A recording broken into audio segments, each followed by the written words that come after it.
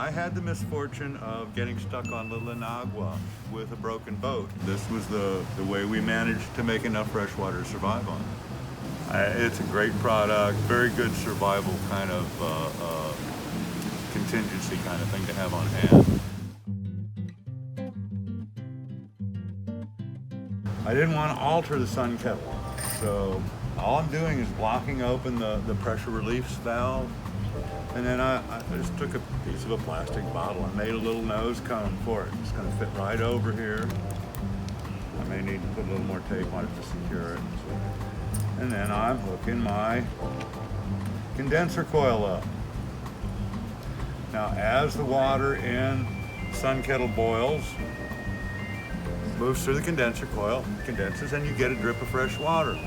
And before long, you have a cup of water to drink. I'm very cautious nowadays. When I go out in the boat, I always have way more extra fresh water than I need, but this always goes in the man overboard bag. I had the misfortune of getting stuck on Little Inagua with a broken boat several years ago, and there's no fresh water on Little Inagua.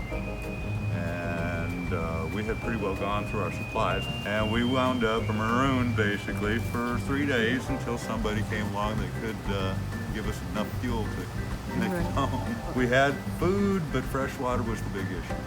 Okay. So this was the way we managed to make enough fresh water to survive on. A new innovation. You guys just came out with this not too long ago, but I've tested it and it works really well. Usually it will start to steam and produce some water within an hour. It'll get up to its peak within like an hour and a half. I was pretty sure that this one with a cap on it was going to be capable of boiling water and doing what I needed. I thought it would be perfect for this, and it worked out really well. I was very pleased. I recently took a vacation down to the Turks and Caicos, and all the rainwater down there is what you get for drinking water, and I wouldn't suggest drinking it unless you boil it.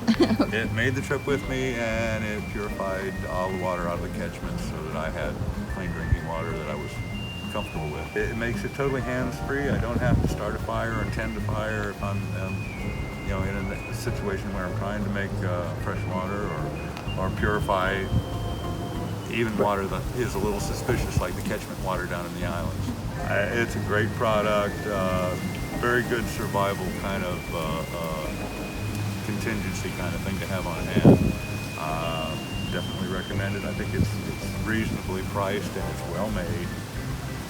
Like I say, it's already traveled down to Middle Caicos and back. It's proved it's sturdy. In an emergency situation, you always got a way to make some clean water.